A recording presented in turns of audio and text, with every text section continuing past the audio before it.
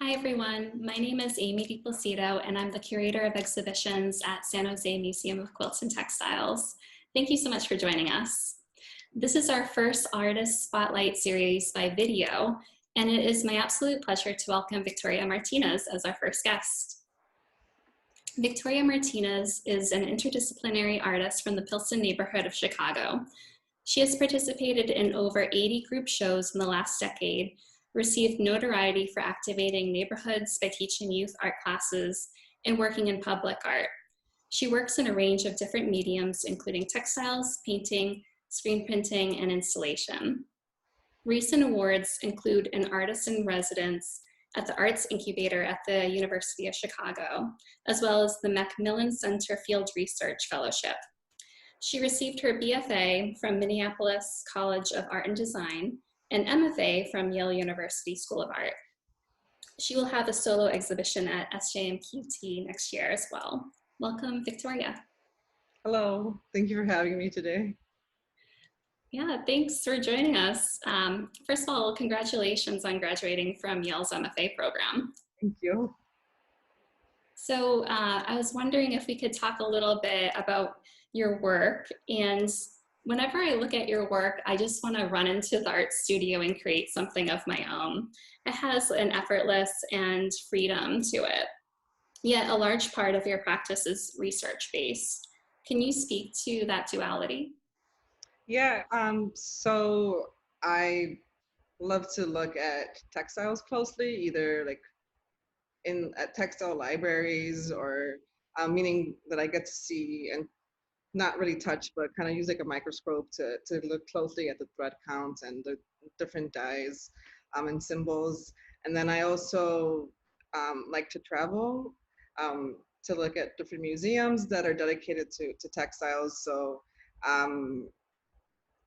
I also create abstract paintings and different forms of painting with different materials that are textile based as well. But it's more like a loose idea, and it's more, to me, it's organic in the sense that I am inspired and borrowing from textiles. Um, but there's also different facets of that type of research that I do. Um, like I was doing a lot of research through the University of Chicago about the African presence in Mexico, and from there, looking through different archives that exist, um, I started to then also get into the Geese Bend culture of quilts. Um, and then also looking and traveling to different parts of Latin America, such as Mexico and Peru and Guatemala, El Salvador, um, to get some sort of experience that relates to textiles. So um, right now, since I just graduated from grad school, like and I'm in a stage where I am thinking and reflecting about everything that I've done in the like last 8 to 10 years. And it's a transition um, stage for me. So I'm, you know, at a moment where I am exploring again. So. Yeah, and I should say that we met about 6 years ago as faculty members at Interlochen Center for the Arts too. And I just remember you would teach all day and then you'd be in your studio all night. And I had that thought, like, when does this girl sleep? Never.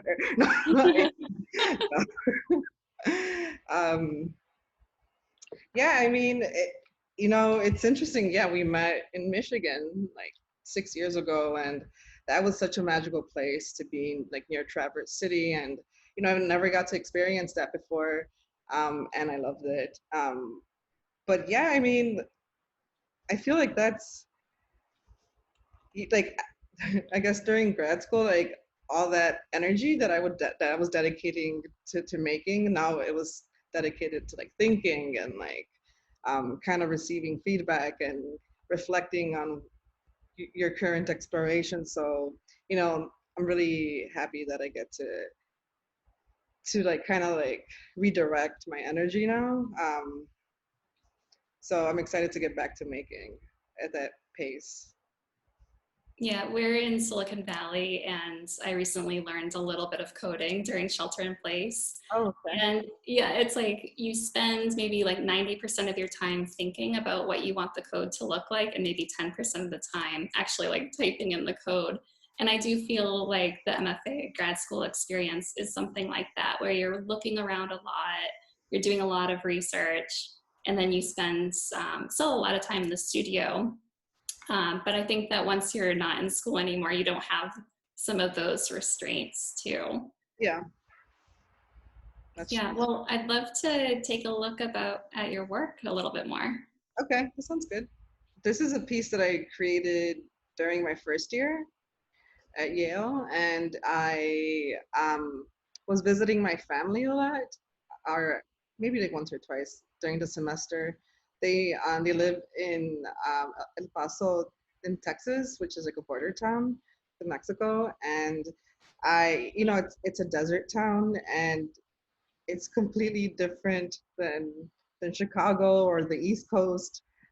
So what I would do, I would walk every day. I would take walks around my parents' neighborhood and cross over the border, spend some time in Mexico, and then walk back because my parents like live like maybe like I would say like 2 miles away from the actual border.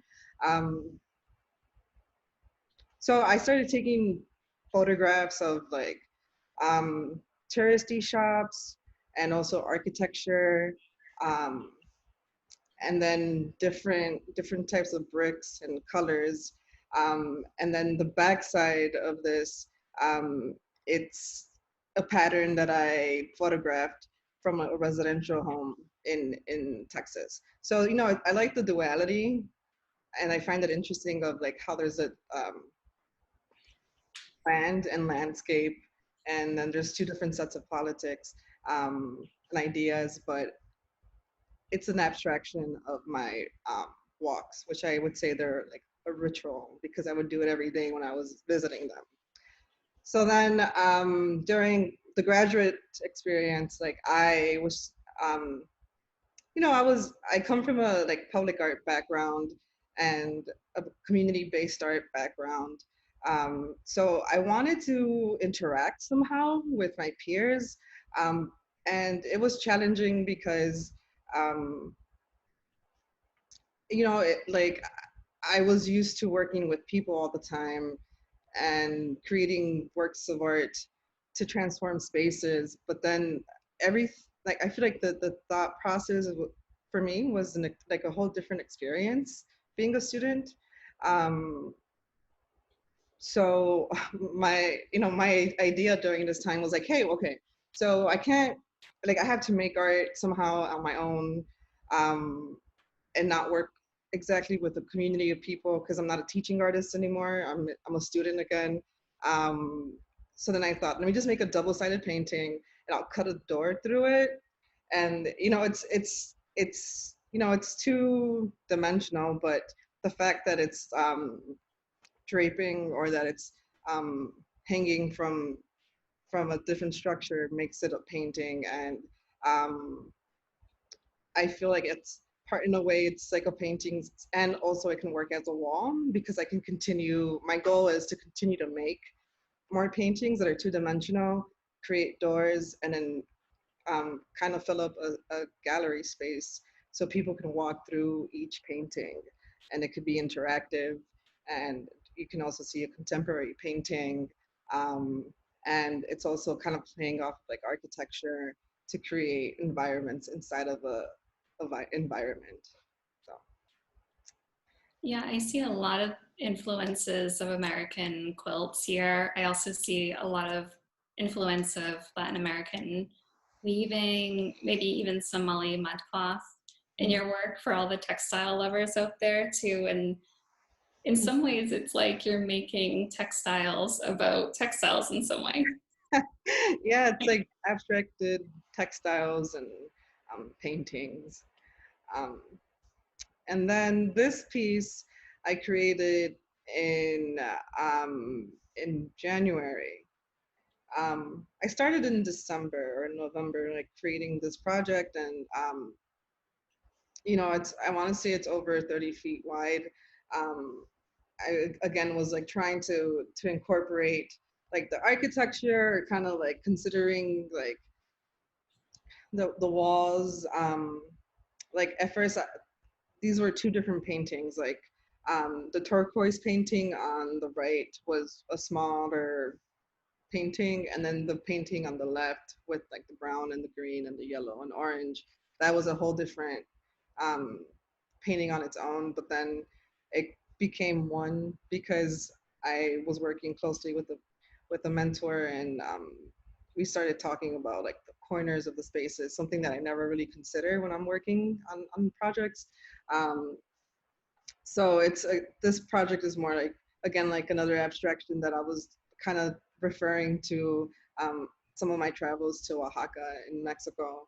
I spent some time there last summer going to libraries and meeting people and studying textiles and art. And I also like started looking at metal a lot. So like there's a lot of like, you know, like small mom and pop shops or establishments. And like I would notice that some of the metal pieces would have like a painting of a rose, and it would be like Rosa's Bakery, and then someone else would buy like um, a, a tire shop would buy the flower shop, and instead of throwing away the old flower um, advertisement, that they would like paint over it and kind of like drill through it or kind of erase what was once there. But then there's some sort of dialogue going on, in my opinion, with the painting and with the material. So that this bigger painting that I'm showing you now is kind of based on like metal, but it's it's pretty much fabric. So you know, before I graduated, like my goal was to like start painting with nothing but metal and incorporating fabric somehow through the metal. But then COVID happened and I stopped getting access to the shops. Um, so I'm still like thinking about this piece and like still thinking about how I can start working with metal and fabric together in some sort of like public setting.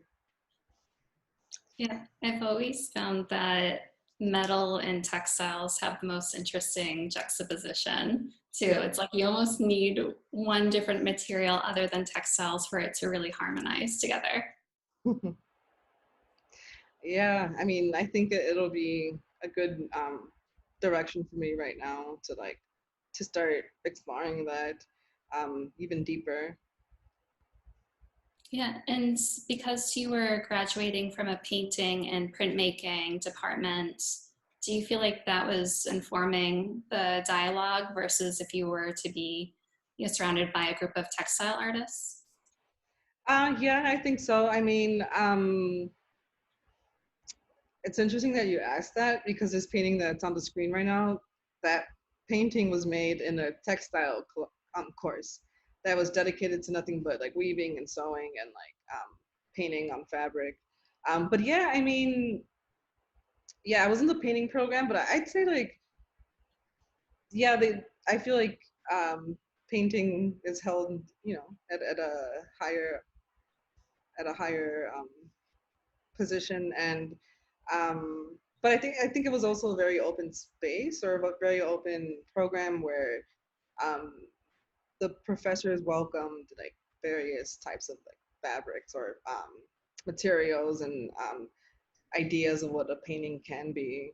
Um, so yeah, I mean, I guess right now, like I again, like it's like transition. I'm still transitioning, and I like want to do reread all my notes to see like how my work um, can move forward. So, but yeah, but this painting here, it's on silk. It was a shirt, and then I created a frame made out of wood, and then I stretched the silk on top of the frame, and I love the draping, and I just love how like the lighting hits the fibers of silk. And then one of my professors taught me how to paint on silk, and I loved it. So like I have two different examples of like text, and in terms of like thinking about the audience, I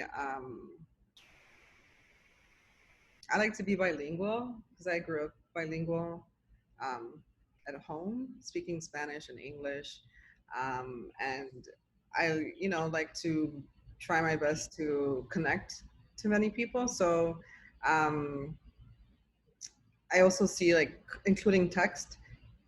There's two different ways that I think about it right now. One is like kind of working with like alphabets or found text and abstracting that to create like a new language with the actual alphabets, but also like through painting and mark making and layering with collage and like textiles and fabric. But then I also think about like let's see, I think like abstract painting, and also as a I see my art as a way of being like an educational tool or an educational method um, that I like to include or try to include in contemporary art. Um, so that's one example that I created out of a map, or I made a map based on two different forms of research. One was a situationist international map. It was like a map depicting like a fragmented Paris. And then I also went to Mexico and I was photographing different parts of the Sun Pyramid in Teotihuacan, which is outside of Mexico City. Um, so then I kind of played with the idea of the map and the idea of um, of like different ruins and pyramids in Mexico kind of being fragmented. And then in my imagination, it's kind of reimagining what a historical site can look like. So this is a map form, and it's fairly small, but it's something that I feel can expand into like an actual live map, or a series of maps, or like land art and sculpture and painting um, outdoors. So yeah, I hope I can do that. Like I would love to see this map come to life, or a form of it come to life. So and then on my website, there's some paintings. They're a little bit older, like maybe 4 years ago, but these were made out of Tyvek advertisements. And then I painted on top of it and restitched it and collaged it. But this was during a time where, I mean, I was being more like fluid with layering paper, like different types of materials. And it was a lot of fun. But I love working with like Tyvek because it's an archival material and you can keep it outdoors for a pretty long time, but you can also protect like different materials such as your fabric, or you can work with art or on art with it. So yeah. Yeah, because you have a history of taking artwork that you make and actually putting it outside, surrendering it to the natural elements. Are you still creating public art in this manner? Um, a little bit, not too much. I recently I made a piece outside, um, but in Pilsen, but like it's kind of like a sketch. It's more like work. I it's like with like paint and like cement, but um, I'm thinking. I'm also working on like a banner piece for a library that's made out of fabric, and it's gonna be in a public setting, but it's indoors. But like outdoors, more like, yeah, it's something that I want to get back into and grow with, like architects or engineers. So I have to get on it and work. Yeah, well, thank you so much for sharing your work with us too. And if anybody wanted to see what you're up to, where can people find more about your work? Well, my website's one. Like we're already on it, victoria-martinez.com. And then I also have an Instagram page with some of my pieces and kind of like life events and kind of experiments and you know, just different places that I visited in the past. So I welcome you to visit both. Well, very cool. Thank you so much again. This has Yeah, been thank you. great. It was amazing. So thank you so much, Amy. Yeah, yeah.